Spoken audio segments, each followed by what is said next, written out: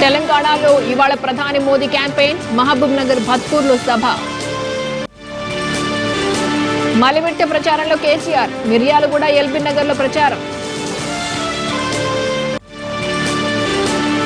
ఇవాళ కృష్ణా గోదావరి జిల్లాల్లో చంద్రబాబు టూర్లు, రోడ్ షోలు, సభలు, ప్రతిపక్షంపై ఘాటు విమర్శలు. ప్రకాశం, చిత్తూరు, కడపను చుట్టేనున్న జగన్, తాడేపల్లి నుంచి యాత్ర ప్రారంభించనున్న షర్మిల. ఏపీ మినహా ప్రపంచవ్యాప్తంగా లక్ష్మీస్ ఎన్టీఆర్ విడుదల, హైకోర్టు ఆదేశాలపై నేడు సుప్రీంను ఆశ్రయించనున్న నిర్మాత. ఐపీఎల్లో ఇవాళ మరో ఇంట్రెస్టింగ్ ఫైట్, ఉప్పల్ వేదికగా హైదరాబాద్ రాజస్థాన్ మ్యాచ్. కృష్ణా జిల్లా పెనమలూరు అసెంబ్లీ నియోజకవర్గంలో భార్యాభర్తలు పోటీకి దిగుతున్నారు. వైసీపీ అభ్యర్థిగా మాజీ మంత్రి కొలుసు పార్థసారథి రంగంలో ఉండగా ఆయన భార్య కమల స్వతంత్ర అభ్యర్థిగా ఎన్నికల బరిలో ఉన్నారు. నామినేషన్ ఉపసంహరణ అనంతరం రిటర్నింగ్ అధికారి ఈ విషయాన్ని చెప్పారు. పార్థసారథికి ఫ్యాన్ గుర్తును కేటాయించగా కమలకు బెల్ట్ గుర్తును కేటాయించారు. వీరి కుమారుడు నితిన్ కృష్ణ కూడా నామినేషన్ దాఖలు చేశాడు. అయితే ఆయన దాఖలు చేసిన నామినేషన్ పరిశీలనలో తొలగించారు. ఒకే నియోజకవర్గంలో భార్యాభర్తలు పోటీలో నిలవడం సర్వత్రా ఆసక్తి రేపుతోంది. పెనమలూరు నియోజకవర్గంలో మొత్తం 13 మంది అభ్యర్థులు బరిలో ఉన్నారు. టీడీపీ నుంచి sitting MLA Bode Prasad, YCP నుంచి పార్థసారథి, జనసేన బలపరిచిన బీఎస్పీ అభ్యర్థి లంక కమలాకర్ రాజు పోటీలో ఉన్నారు.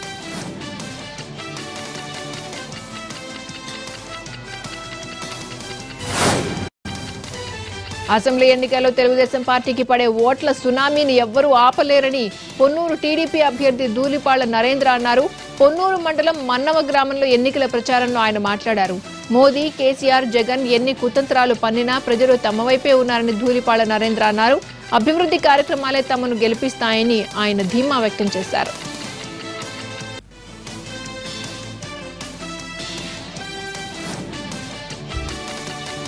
గ్రామాల్లో మేము పర్యటిస్తూ ఉన్నప్పుడు ప్రజల నుండి బ్రహ్మాండమైన స్పందన వస్తూ ఉంది. తెలుగుదేశం పార్టీకి ప్రజలు బ్రహ్మరథం పడతా ఉన్నారు. ఈ నియోజకవర్గంలో మేము ఓట్ల సునామీని సృష్టించబోతా ఉన్నాం. కులాలు, మతాల పేరుతో ఎన్నో రాజకీయాలకి తెర తీసినా సరే ప్రజలు వాటన్నిటిని కూడా అధిగమించి అభివృద్ధి వైపు మేము ఉన్నాం. చాలామంది వృద్ధులు వచ్చి చెప్తా ఉన్నారు మా ఓటు సైకిల్ గుర్తుకే అని చెప్పి. ఎందుకంటే ఈ ప్రభుత్వం మేము పట్టెడన్నం తినే అవకాశం మాకు కలిగిందని చెప్పి చెప్తా ఉన్నారు. కాబట్టి ప్రజలు తెలుగుదేశం పార్టీ వైపే ఉన్నారు. ప్రజలు తెలుగుదేశం ప్రభుత్వానికి ఓటేయాలని ఉత్సాహంతో ఎదురు చూస్తూ ఉన్నారు.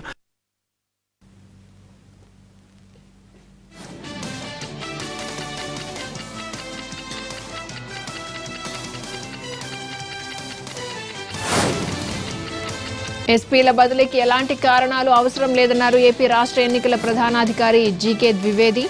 సాధారణ రోజుల్లో బదిలీ జరిగినా ప్రభుత్వం కారణం చెప్పదన్నారు. బదిలీలు, సస్పెన్షన్లు ఉద్యోగులకు శిక్ష కాదనే విషయాన్ని గుర్తించాలని కోరారు. ఆరోపణలను పరిగణలోకి తీసుకుంటే విచారణ జరిగేదని, ఐపీఎస్లను బదిలీ చేసింది కేంద్ర ఎన్నికల సంఘం అయితే తనకు లేఖ రాసి ప్రయోజనం ఏంటని ప్రశ్నించారు ఆయన. ప్రజాశాంతి పార్టీ అధ్యక్షుడు కేఏ పాల్ కు భద్రత పెంచాలని పోలీసులకు సూచించినట్టు చెప్పారు ద్వివేది. వైసీపీ అధినేత జగన్ బెయిల్ రద్దు తమ పరిధిలోకి రాదని కోర్టును ఆశ్రయించాలని సూచించారు. రాష్ట్రంలో వేలాది మందిపై బైండ్ ఓవర్ కేసులు పెట్టినట్లు వెల్లడించారు.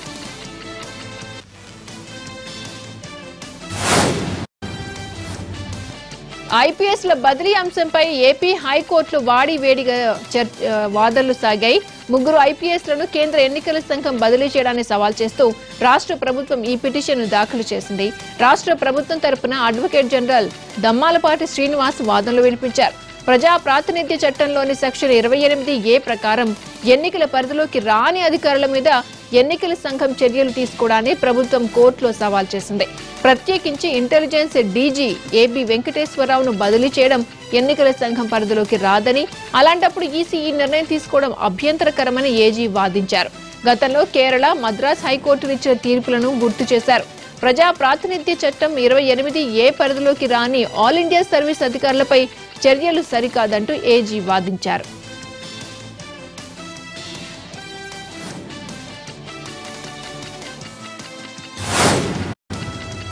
మరోవైపు ఐపీఎస్ల బదిలీ వ్యవహారంలో ఎందుకు జోక్యం చేసుకోవాల్సి వచ్చిందనే విషయంపై సీఈసీ తరపు న్యాయవాది ఏపీ హైకోర్టులో వాదనలు వినిపించారు. కేంద్ర ఎన్నికల సంఘం ఆదేశాల తర్వాతే జీవో 716, 720, 721ను రాష్ట్ర ప్రభుత్వం హడావుడిగా తీసుకొచ్చిందన్నారు. నిష్పాక్ష ఎన్నికలు పారదర్శకత కోసమే ఆ ముగ్గురు ఐపీఎస్ అధికారులను బదిలీ చేసినట్లు ఈసీ తరపు న్యాయవాది కోర్టుకు తెలిపారు.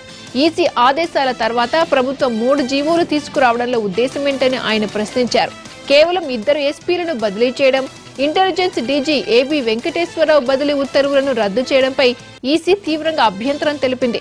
2018లో జరిగిన ఉప ఎన్నికకు సంబంధించి అందులో డిజిగ్నేటెడ్ అధికారుల జాబితాను రాష్ట్ర ప్రభుత్వం ఈసీకి సమర్పించిందని, అందులో ఇంటెలిజెన్స్ డీజీ పేరును కూడా చేర్చిందని ఈసీ తరపు న్యాయవాది కోర్టు దృష్టికి తీసుకొచ్చారు. అలాంటప్పుడు ప్రభుత్వం తాజాగా ఇచ్చిన జాబితాలో ఇంటెలిజెన్స్ డీజీ పేరును ఎందుకు చేర్చలేదని ఆయన అభ్యంతరం వ్యక్తం చేశారు.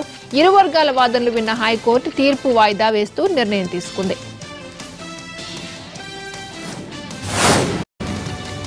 భద్రాచలం ముంపు మండలాలను ఏపీలో కలిపేయడంతో రంపచోడవరం నుంచి ఎమ్మెల్యేగా పోటీ చేస్తున్నారు సున్నం రాజయ్య. సింప్లిసిటీకి మారు పేరు రాజయ్య ఎన్నికల ప్రచారంలో భాగంగా బైక్ మీద ఒక్కరే క్యాంపెయిన్ కు వెళ్లారు. చిన్న కాలువను దాటే క్రమంలో బైక్ పై నుంచి పడిపోయారు. పక్కనే ఉన్న కార్యకర్తలు అలర్ట్ అవడంతో ప్రమాదం తప్పింది. సున్నం రాజయ్య 3 సార్లు ఎమ్మెల్యేగా పనిచేస్తున్న ఏనాడు ఆర్భాటాలకు పోలేదు. వీఐపీ స్టేటస్ కు ఎప్పుడూ దూరంగా ఉంటారాయన.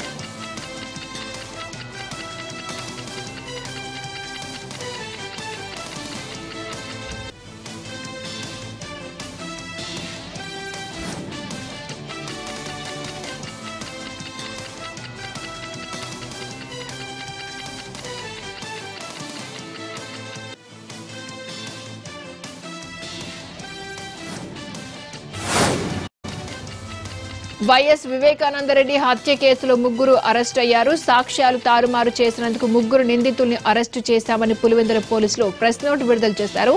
ఎర్ర గంగిరెడ్డి, వివేక పిఏ కృష్ణారెడ్డి, ప్రకాష్ ను అరెస్టు చేశామని డీఎస్పీ ప్రకటించారు. 3 నిందితుల్ని పులివెందుల కోర్టులో హాజరుపరిచారు. వివేక డెడ్ బాడీని బాత్రూమ్ నుంచి బెడ్రూమ్ కు వీళ్లు 3 తరలించారని కోర్టుకు చెప్పారు. ఘటనా స్థలంలో సాక్ష్యాలు తారుమారు చేశారని అభియోగాలు మోపారు పోలీసులు. వివేకాను ఎవరు హత్య చేశారనే విషయంపై మాత్రం ఇంకా క్లారిటీ రాలేదు.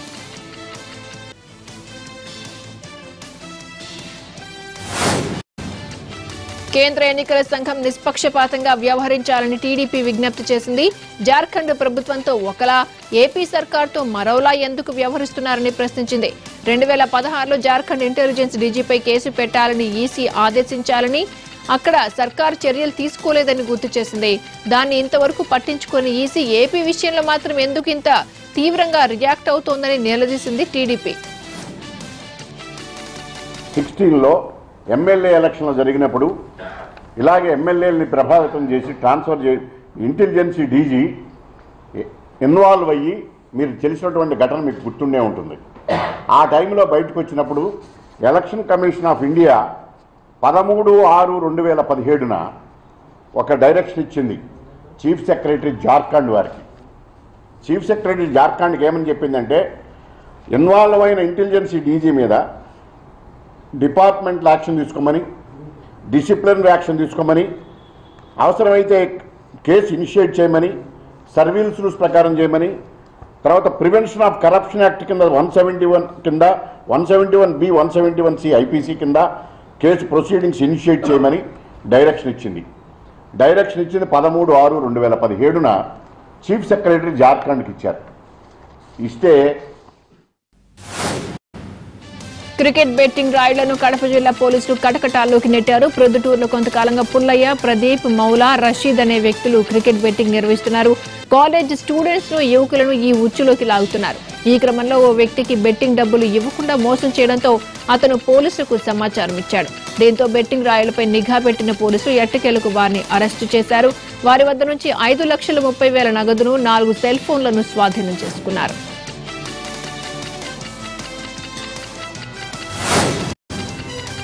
సొంత చిన్నాన్న హత్యను కూడా రాజకీయానికి వాడుకుంటున్నాడని జగన్ పై విమర్శలు గుప్పించారు చంద్రబాబు. అందరినీ బెదిరించి ఈ కేసు నుంచి తప్పించుకునే ప్రయత్నం చేస్తున్నాడని విమర్శించారు.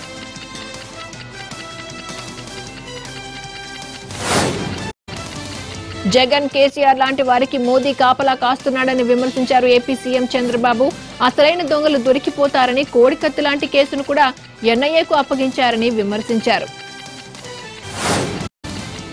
ఉభయ గోదావరి జిల్లాల పట్టభద్రుల ఎమ్మెల్సీగా యూటీఎఫ్ బలపరిచిన ఇళ్ల వెంకటేశ్వరరావు ఘన విజయం సాధించారు.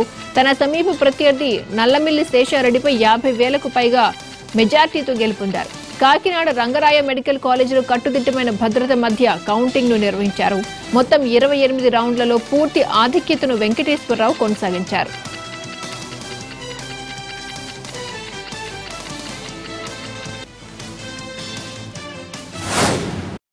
మరో షాట్